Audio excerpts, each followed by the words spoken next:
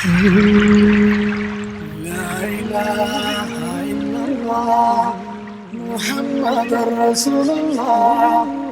لا إله إلا الله محمد رسول الله.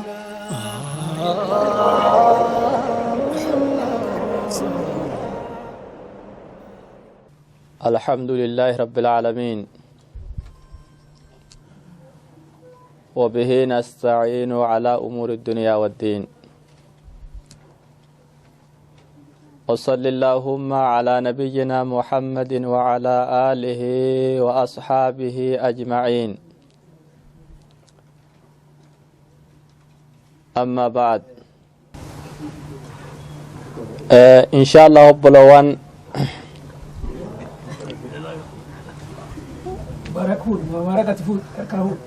وأمر درا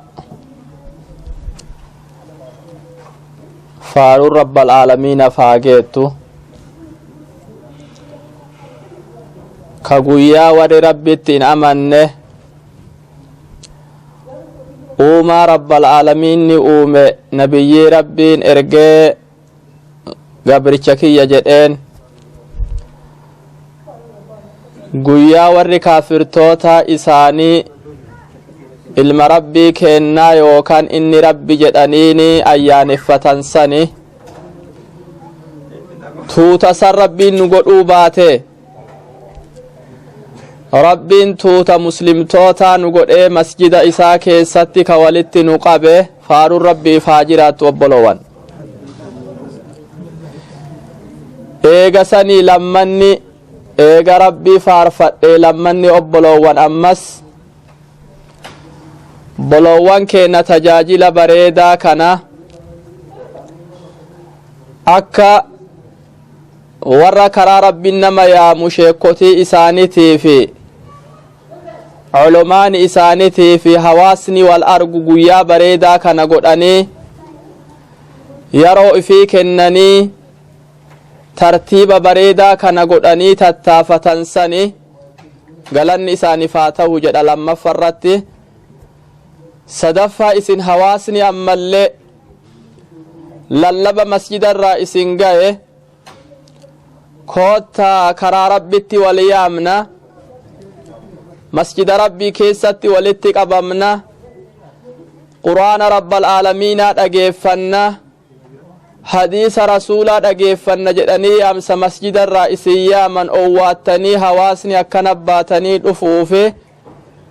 akkuma mana isaa kana keessa guuttan kanatti rabbiin jannata keessatti walitti isin haa qabu obboloowwan islaamati. duuba eega waa kana sadeeniti wanni ardha xiqqollee taatu isiniif ruuhii tiyyal'eef bakka tanatti xiqqo walii himuuf as jiru ardha waa'ee hijaaba waan jedhamuuti. hijaaba waan jedhamu kanarra walii haasa'uuf henna. warri fuuldura kiyya jiru kun tokkonuugaa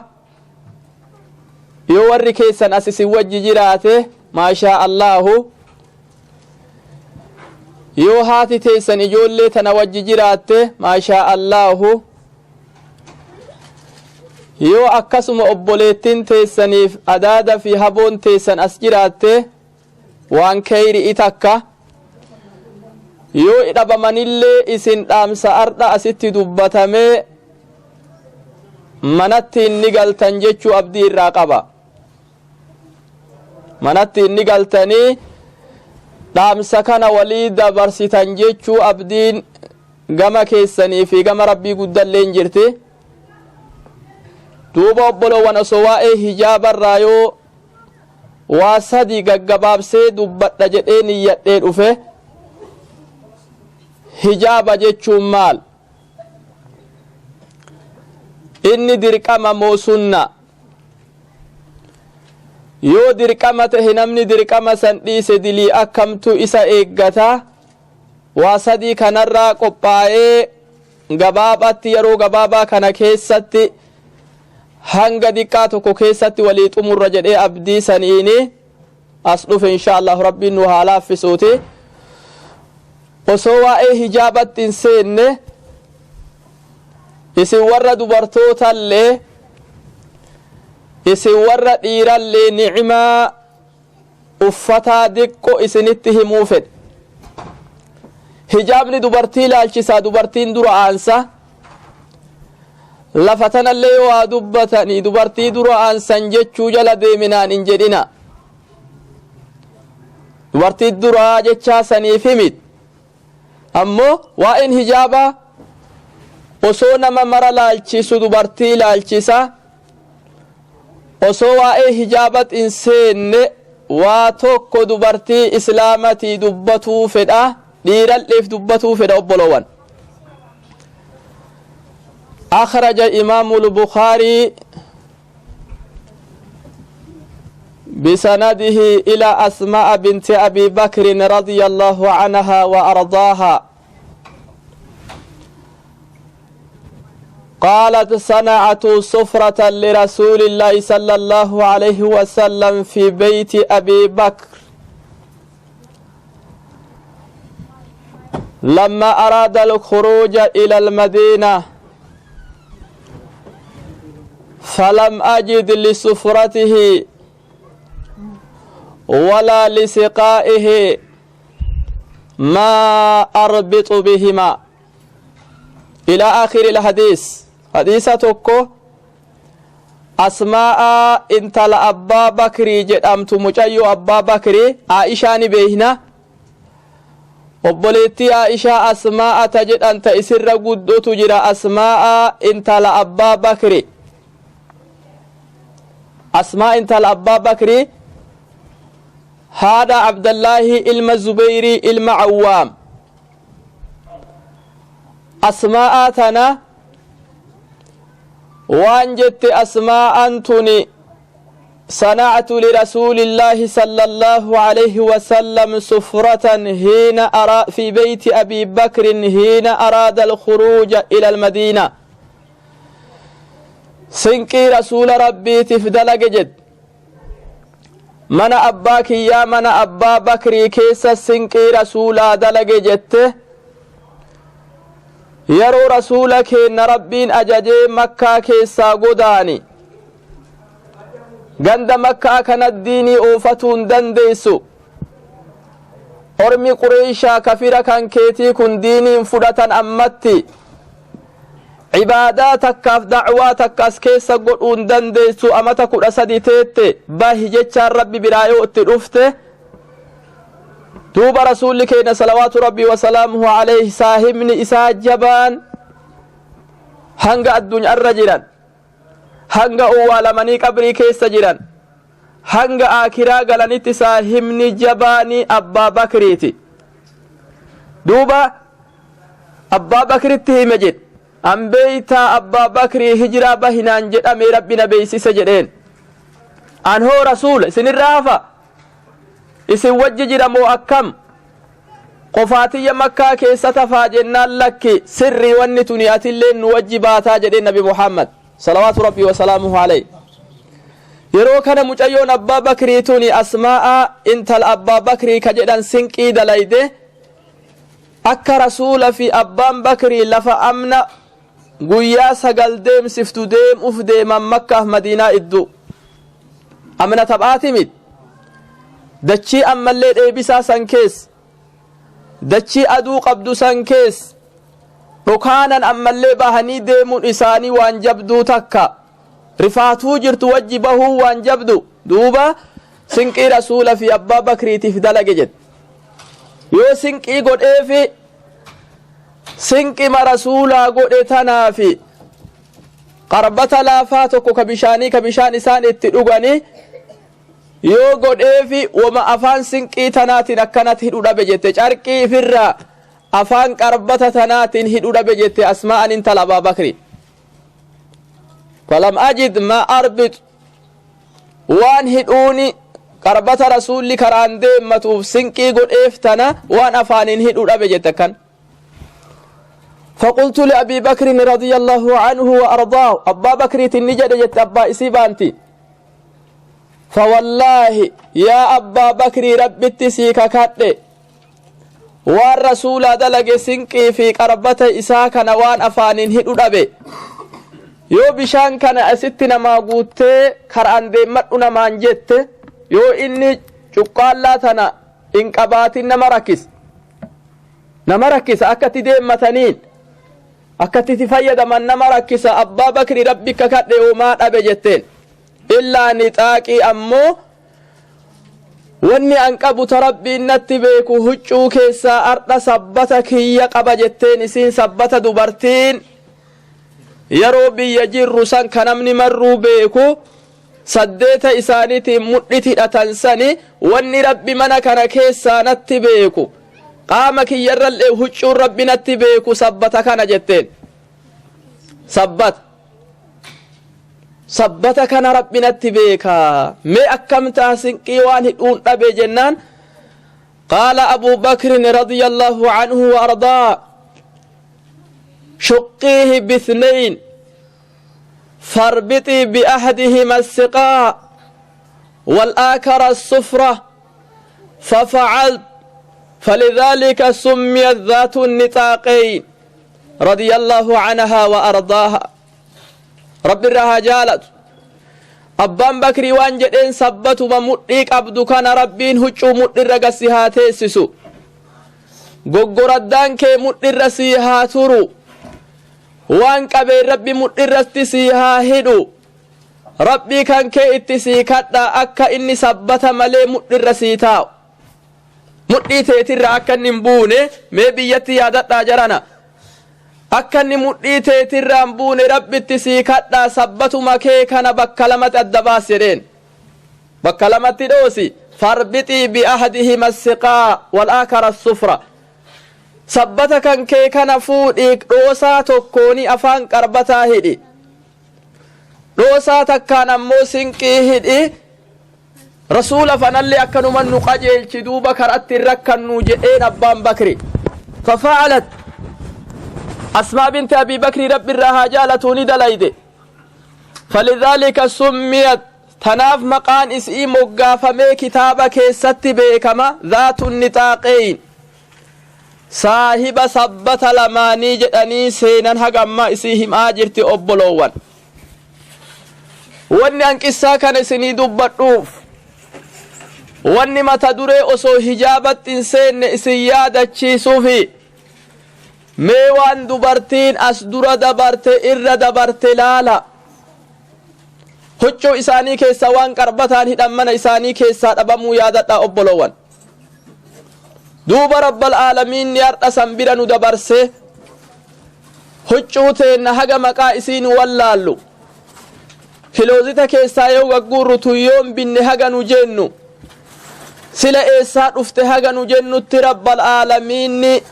nurratti qananii obboloowwan lammata ummata dhiiraa nulleen diqqo waa isinii ibsan warra rabbiin asitti walin nu qabe kana في صحيح البخاري عن عائشة رضي الله عنها وأرضاها أخرجت كساء ملبدا فقالت في هذا قبض رسول الله صلى الله عليه وسلم قافتك أيون عائشاني يو صحابة والجيس صحابة الرسول ولتك أبمت رسول دوبني أفتتك قد بافت منا كيسا أمسولا وهي يو كان أفتتك ملبدا قبما كتهك أكمل إربيني قام والجيس أكا جلازي هر إتبيتين تفكات akka gilaazii gaangee tafakkaattu qobbaa hedduu taqabdu tokko gabbaafte Aisha radiyallahu anha wardaha orma dura qabdee maal jetteen jarana fi hadha qubida rasulullahi sallallahu alayhi wasallam ya sahabdota rasulli guyyaa addunyaa tanarraa deeman gama aakiraa uffanni isaan mana kiyya keessatti uffata'aa turan halkan keessa uffanni jireenna fi isaan mana isaanii keessaa qabani kunoo amsoolaa walitti qobbamaa tahe kanaa argaa jettee aayyoon Aishaan gadi baafte sahaabaa dura Anas ilma Maalik akhraja ila sahaaba yawman min al-ayyaam نعلين جدروين قافتك أنس إلما مالك قد باسه هي بكاري كيست صحابات درق أبي دا سلام قد باسه جدروين قدمتو كتاتي دا سأماته كنمني فانت كايت وفنمني صدات فانا أباتنا قد باسه دا أسأما كان قباته صحابة قرسيسه هذا نعلى رسول الله صلى الله عليه وسلم خبير رسول لك أبو خبير رسول لأفتاء تران زمن أمتا قراني كأن كدمي كان كيستي تنجري أنس إلما مالك دوبا قصة لمان كان قصة أسماء كان واني دراتي أبلو ووليها صفنيفي دبرتين كنكا سوجين ركولا الوان سنقي رسولتين هدان قربتان هدان أبماني سبت فيتين هدان سنكيستي هنگك أبانين هجوك أبانين ربي صدات آتراني لا إله إلا الله محمد رسول الله لا إله إلا الله محمد رسول الله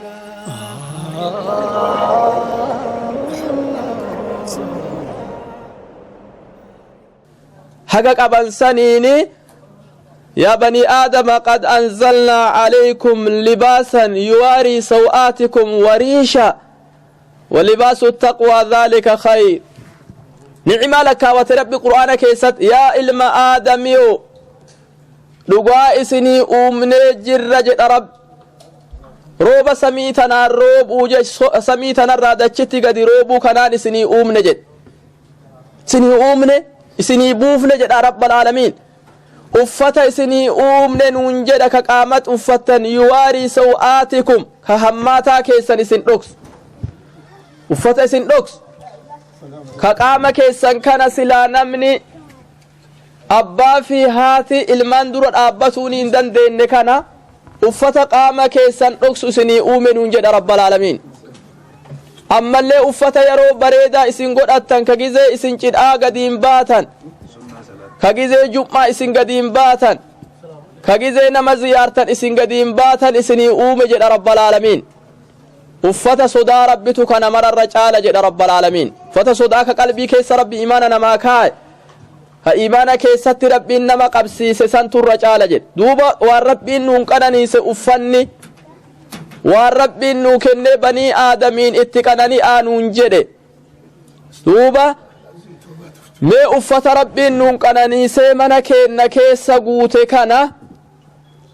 mee haawwotiin teenna bolowwan teenna ta dubraa uffata qananii rabbiin nuun qananiise kanarraa eessa jirra waan jedhurraa diqqo waan hijaabaa kanarraa walii haasofna yoo rabbi jedhe alxijaab cibaadatun min acdami alcibaadaat وفريضة من أهم الفرائض لأن الله تبارك وتعالى أمر به في كتابه ونهى عن ضده وهو التبرج وأمر النبي صلى الله عليه وسلم في سنته ونهى عن ضده ولم يختلف العلماء قديما وحديثا على فرضيته ولم يشذ عن ذلك أحد منهم دوب بلو إسلاما هجاب يوجد أني لغة عربا كيست هجاب جتشم مال الحاجز بين الشيئين ووالما إدو إساني دهو قريا والما akka kunoo bishaan kanan garre waan bishaan kanaa fi nu idduu dahoo godhun lugaa arabaa keessatti hijaaba jedhama lugaa kana keessatti ma'anaa lugatti qajeelu rabbi bakka 8 qur'aana keessatti hijaaba maqaa dhahee dubbat ma'anaa lugaa kanaan waan wahirraa waa dahu waan tokko akka ijaan hin garreef waan dahu jechuu ma'anaa kanatti waan qajeelu bakka 8 dubbat bakka 8 irraa takka دوبا نبي الله سليمان عليه وعلى نبينا الصلاة والسلام كرب ملكيه الدو إساكن يرو فردو إساء كان إرفدني فتأفق مسحا بالسوق والأعناق إرها طاوة مرمى إسي إرها طاوة سربا إسي إرها طاوة هتآي إسان سن إسا بira dabranii deeman حتى توارت بالحجاب هاga إسان irraa dahattutti jedha رب العالمين daho hijaab haga ija sarraa dahattutti deeman jedhe hijaaba jechuun akka farad'oo fi suleymaan wal ingarre dahoo iddu taate tanaan rabbi hijaaba jedhe qur'aana keessatti nabiyyii tokko rabbiin ittiin dubbatu yoo duuba girdo'otiin taate malee nuun jedhee rabbi nutti haasaye maryama qissaa maryamaa keessatti illee rabbi waan hijaaba irratti qajeelchu nutti haasaye bakka 8tti waa dahu hijaaba jechuun dahoo waan tokkoof namicha idduu waan dahu jechuu rabbi nutti haasaye duuba hijaaba dubartii maalirraa daha yoo jedhani istilaaha keessatti huccuu takka ta isiin matarraa kaatee miilatti dhaabbattu ta akka qaama dubartii dhiirti hin garre ajnabiyyaan hin garre dahoo irratti gootuya akka dubartii tanaati ilaaltee hin garre waan qaama dubartiitiif si idduu sattaru huccuu matarraa kaatee haga miilatti dhaabbattu san akkaataa silaa namni fahametti haa hodhatu hodhaa isii ammoo huccuu matarraa kaatee miilatti quba miilatti gadhaabattu quba miilaa bira gattartee dachirra shorroffattu sani santu hijaaba jedhama duuba hijaabni kuni maaliin uffatuun isaa kun maal isii maaltu itti ajaje الحجاب عبادة من أعظم العبادات عبادة والربين قبرن الراتك إر قدون تدبرتي إسلام ربين أججت دبرسينا قبرا جئين قدان چمان توكو كإر قدا حجاب وفريدة من أهم الفرائد دركم ربين دبرتو تركا إر توكو كإر قدا كألفن إسا وانجبا كسوامن إسا وانجبا قدان توكو حجاب مالف لأن الله تبارك وتعالى أمر به ربت قرآن كيست لبس دبرسي درقم دبرسي أججج دبرسي ونهى عن ضده وهو التبرج أمو رب قرآن كيست حجاب وفتا أمو حجاب ملي قد بهنا قلا قد بهنا حجاب أفتو إيسون أورغا جئ رب قرآن كيسن ندبت جران أجج رب العالمين حجابني نمني توكو كتي أجج انجر ربت اتي أجج ربت أكد برتين إسلاما أفتي ربي انقبرت أجج دبرس إفراد إيسون لين أورغا لي ربت دبرس وأمر النبي صلى الله عليه وسلم في سنتي رسول لك إن اللين حديثا نبرسيسا كيسد akka dubartiin islaamaa hijaaba uffatan akka ammoo hijaaba lafan keenne faallaa hijaaba irraa nu dhoorganii hadiisa keessatti nu barsiisan walam yakhtalifu ulamaa'u ulumaani tokkon walin dhamne jedhan qadiiman wa hadiisan ala fardiyati akka hijaabni dirqama tahe ulumaani duriitiif ulumaani zamana sahaabaa jiru ka zamana taabi'aa jiru كذمنا تابع جرو علماء قديمة سنيفي كأما جرو اللي ولن أمن هجابني دبرتي إسلام الردر كما جتشو كيسد مسألة اتوال بنيمي نمني توك نما عالم ما هي مترى والردوري تفك أما هجابني دبرتي الردر كما جتشو ولن أمن توكونو لم يشذ عن ذلك أحد منهم نمني توك علماء كيسا كقفا به hijaabni barbaachisaa miti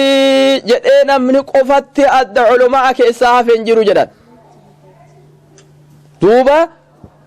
فتخصيص هذه العبادات وان دقو بكتنا رفجر أمو عبادة الحجاب عبادة هجاباتنا إسيتنا خصصوا فأتجر قرين علماء بعصر دون عصر يحتاج إلى دليل قري علماء قري ور علمين اتدقوا علماء كيسا أكجلاني حجابني درقمني قافني إني تهي زمن رسولا سنجدان زمن رسولا أفتو الدرقمة تهي ملي زمن أما كان كيست أفتون درقمامي والرجل تجرى ور أكس يدسو يحتاج إلى دليل رقا إساني بربادا رقا مالي رقا إساني بربادني ور أكس يدسني فرقان توكو قرآن فديسة كيسا ليني دبا مجرد ها سوما ملي جتشوتو ملي namni dirqamni hijaaba zamanuma rasuulaa qofa jedhe tokkonuu ragaan gayaa tahe ni dhabame obboloowwan islaamaa duuba wanni bakka tana jiru osoo hijaaba keessatti obboloowwan islaamaa hijaaba silaa rabbiin dubbate kana keessatti ولو لم يكن الحجاب مأمورا في الكتاب والسنة ولم يرد في محاسنه أي دليل لكان من المكارم والفضائل التي تمده المرأة بالتزامها والمحافظة عليها ميت قرآن أجها كينو ميت حديثا لأجمها كينو وسو قرآن هجاب دبتو باتي قرآن نمانو وسو نبي محمد اللين هجاب دبتو باتي حديث نمانو osoo ragaan tokkonuu aqliin takkanuu hijaabni waan gaarii tajettu dhufuu baatte hijaabnummaanuu waan gaarii wanni jedhee shari'aan akeeksanuu gootu osoo dhufuu baate لكان من المكارم والفضائل التي تمده المرأة بالتزامها والمحافظة عليها أكنمتو يومك آدف سلا أفة نوتاته مي آدتو دبرتين قام يسيد إيرا الراس الترتون dubartiin rifeensa isii dhiirarraa sattaratuun dubartiin morma isii dhiirarraa sattaratuun dubartiin qaama isii waliigalatti aadattu akkana sattaratuuni waan dubartiin takka ittiin kamajamtee ittiin faarfamtu jedhan osoo kitaabnuu dubbatuu baate osoo qur'aana keessayyuu jiraachuu baatte osoo wanni takka ragaan hijaabni kun gaarii wanni nuun jedhu dhagayuu baanne aadattuu yoo gaddeebine intala qaama isii sattarattee deemtuuf intala rifeensa ala keettee deemtu akka tokko namni ilaalanii jedhan mee intalti takka rifeensa geesseniini lafaan geessee ta deemtuuf ifirraa facaaftee takka akkuma aadaatti waa uffattee deemtu akka tokkotti ilaalu qalbiin fayyaa qabdu qalbiin dhugaan dhukkuba tokkollee hin qabne jara tana lamaan akka tokkotti ilaaltu ta uffattu ta sattarattu sani ta hayaa adiqqo namarraa gootu sani namni qalbiin namaa itti hawwiti san irra faarsit fakkeeyfa ammoo akkam aadattuu hijaabni hagana jaba inumaa mee haalli hijaabaa akkam taha وقد ثبتت فرضيته بالكتاب والسنة والإجماع أكا هجامني دركمتي أكا هجامني دبرتي إسلاما برباچس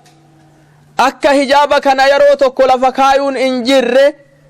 qur'aana keessa jirti hadiisa rasuulaa keessa jirti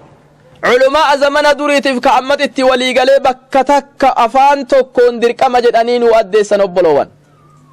isa aadatti kamajaa qabu kana qur'aanaaf hadiifni itti dabalame mee hijaabni ragaan isaa akka inni dirqama tahe beekuu fedha mee gama rabbiiti akka hijaabni dirqama tahe dubartii islaamaa takkarratti ragaan irratti nu qajeelchitu aayaata takkaami aayaata lamaami aayaata sadihiimi aayaata afuriimi aayaatowwan tanaa olitti rabbi haasayee qur'aana keessatti hijaabni dirqamaa jedhee haasaye فقال تبارك وتعالى يا أيها النبي قل لأزواجك وبناتك ونساء المؤمنين يدنين عليهن من جلابيبهن ذلك أدنى أن يعرفن فلا يؤذين وكان الله غفورا رحيما